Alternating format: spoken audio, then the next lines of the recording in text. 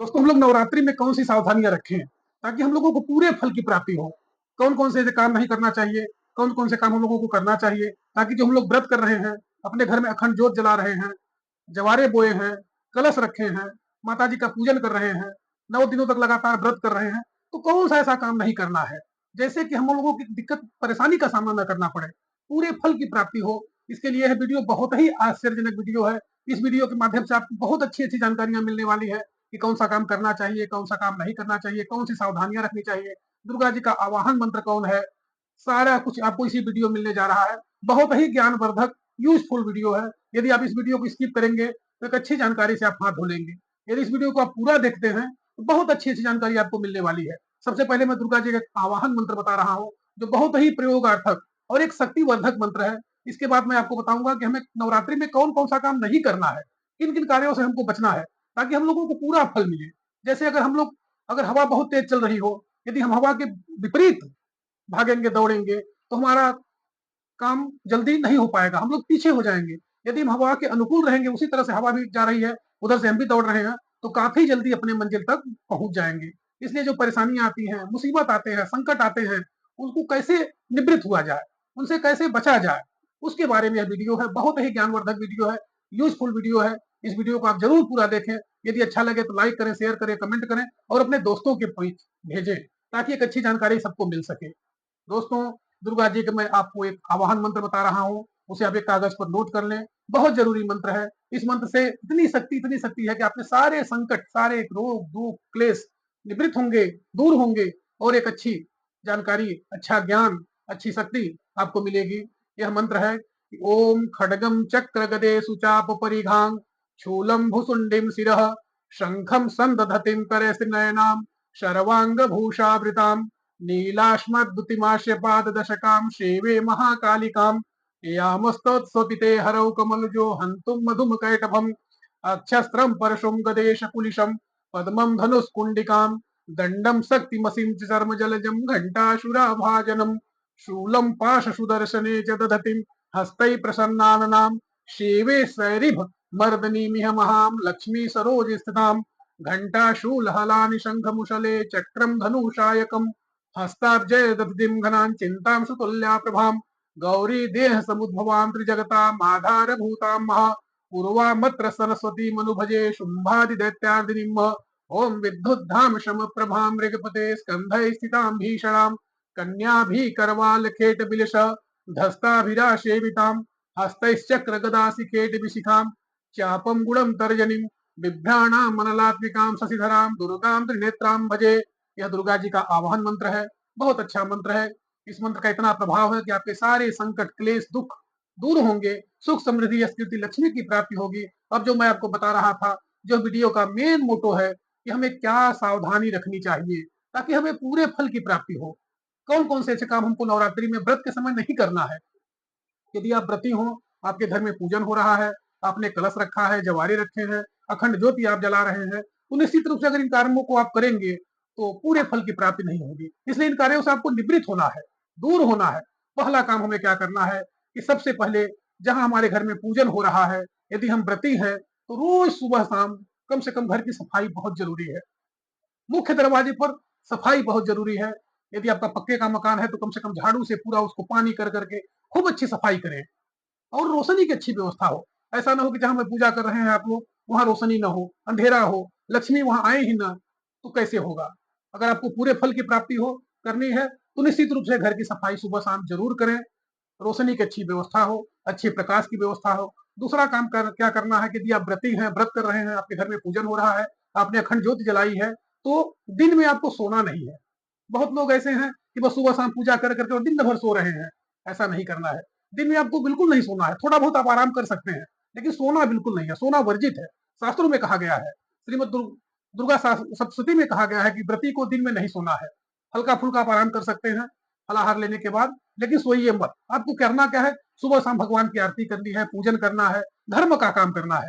सोना बिल्कुल भी आपको नहीं है। दिन भर का आपका समय पूजन इत्यादि में निकल जाएगा। आरती पूजन करते रहिए, लेकिन सोइए मत। यदि आप नहीं सोएंगे, निश्चित रूप से आपको पूरे फल की प्राप्ति होगी। दूसरा काम क्या करना है कि जिस में बर्तन में आप पूजन करते हो, जिस थाली में, कटोरी में, उसमें कभी किसी को दूसरे को भोजन मत दें, उसे जूठा न करें। कुछ लोग क्या करते हैं कि व्रत भी कर रहे हैं, थाली में आपने आरती कर दिया, पूजन कर लिया और उस थाली में बच्चों को भोजन दे दिए, अपने स्वयं किसी को भोजन खिला दिए। उस थाली को बिल्कुल जूठा नहीं करना है। पूजा की थाली आपकी अलग होनी चाहिए। यदि आपकी पूजा की थाली अलग नहीं है, तो वह व्रत दिक्कत में हो सकता है, परेशानी में आप आ सकते हैं। इसलिए यदि आपको परेशानी से बचना है, संकट से बचना है, तो उस थाली में बिल्कुल भी जूठा उसे न करें। उसमें केवल बस पूजन पाठ का ही सामान रखें और बिल्कुल आपको उसे शुद्ध रखना है। तीसरा काम आपको क्या करना है कि व्रत के समय आपको आलस्य बिल्कुल नहीं करना है। आप आलसी बिल्कुल न बने। खूब अच्छे से सुबह सवेरे नहा करके, घर की सफाई करके, फूल इत्यादि ला करके माता जी की खूब अच्छी से पूजन करें। कभी भी आलस आप बिल्कुल ना करें। कम से कम 9 दिन तक तो बिल्कुल आपको आलस से बचना है। और इतना अच्छा भक्ति भाव का माहौल बनाना है कि खूब अच्छे तरीके से आप पूजन करें, ताकि आपको अच्छे फल की, पूरे फल की प्राप्ति हो। चौथा काम आपको क्या करना है कि कभी भी यदि आप मांस खाते हो, मछली खाते हो, मीट मट्टा खाते हो, लेकिन नवरात्रि के समय 9 दिनों तक, यहाँ तक कि लहसुन प्याज भी आपको नहीं खाना है। शुद्ध सात्विक रह करके माता जी की आराधना करनी है, ताकि आपको पूरे फल की प्राप्ति हो। ऐसा नहीं है कि आप व्रत भी कर रहे हो और ड्यूटी के समय आप गए और वहां अंडा मांस मछली इत्यादि खा लिए, शराब इत्यादि का सेवन किए। ऐसा करेंगे तो फल की प्राप्ति आपको नहीं होगी। जिस सार काम के साथ, जिस मेहनत के साथ, जिस श्रद्धा के साथ आप पूजन कर रहे हैं, तो आपको पूरे फल की यदि प्राप्ति चाहिए, तो कभी भी भूल करके भी आप व्रत के समय नवरात्रि में मांस मछली इत्यादि का सेवन बिल्कुल न करें। पांचवा काम आपको क्या करना है कि कभी भी चमड़े से बनी वस्तु, जैसे पर्स है, बेल्ट है, जूता है, जो चमड़े के हैं, उन्हें आप बिल्कुल ना पहने।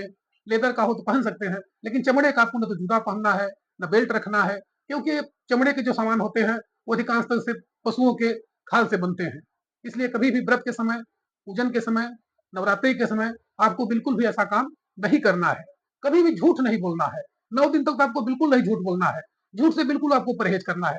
नाखून, दाढ़ी, बाल आपको बिल्कुल नवरात्रि में 9 दिन तक नहीं कटवाने हैं। यदि आप व्रती हैं, व्रत कर रहे हैं, या आपके घर में कोई भी आदमी व्रत कर रहा है, अखंड ज्योति जला रहा है, जवारे बोया हुआ है, तो कभी भी भूल करके भी आपको दाढ़ी नहीं बनवाना है, बाल नहीं कटवाने हैं, नाखून नहीं कटवाना है, उससे आपको बचना है।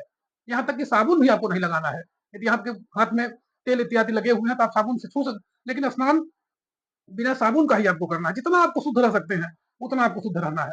फलाहार जो आपको लेना है, वो सात्विक रूप से फलाहार लेना है। दिन भर खाना भी नहीं है। एक बार, 2 बार आप फलाहार ले सकते हैं, सेव है, केला है, दूध इत्यादि का आप सेवन कर सकते हैं, लेकिन बार-बार फलाहार भी आपको नहीं करना है। 5वां, 6वां काम आपको क्या करना है कि नींबू 9 दिनों में, नवरात्रि के समय नींबू आपको काटना नहीं है। नींबू क्यों नहीं काटना है, उसे मैं बताने जा रहा हूँ। नींबू को क्या माना जाता है कि बलि माना जाता है, और बलि 9 दिनों तक आप अपने नींबू घर में रखे हुए हैं, तो कभी भी उसको काटें ना।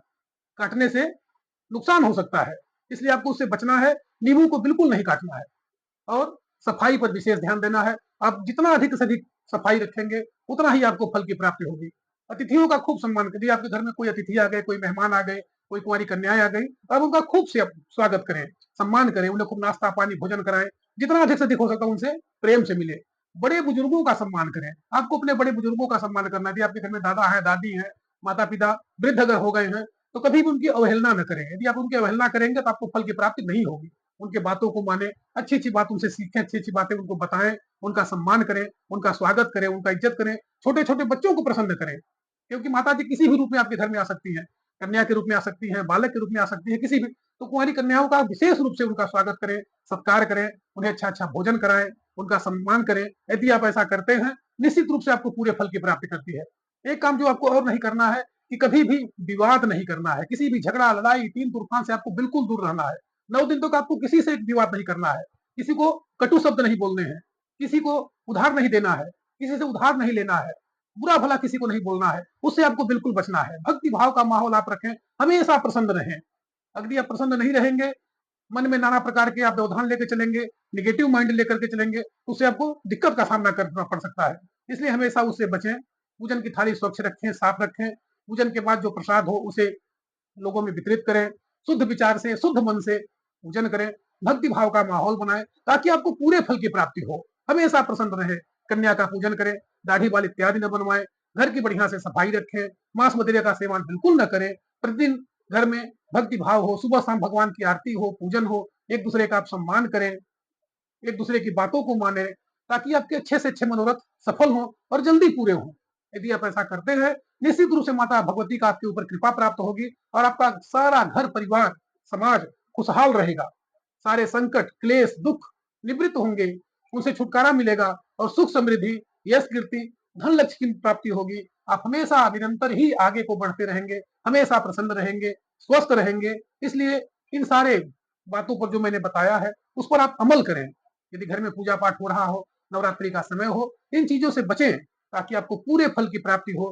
कभी भी किसी के ऊपर कटु शब्द न बोले, किसी को बुरा भला न कहें, कभी भी किसी के ऊपर विवाद न करें, झगड़ा लड़ाई न करें, हमेशा प्रसन्न रहें, एक दूसरे का सहयोग करें, एक दूसरे की मदद करें ताकि जीवन में आप आगे बढ़ें। माता जी की कृपा हमेशा बनी रहे और आप पूरे इच्छित फल की प्राप्ति हो। हमारा राष्ट्र, हमारा समाज हमेशा ही निरंतर आगे बढ़ता रहे। इस वीडियो को आप अभी तक देख रहे हैं, इसके लिए आप सभी का दिल से धन्यवाद।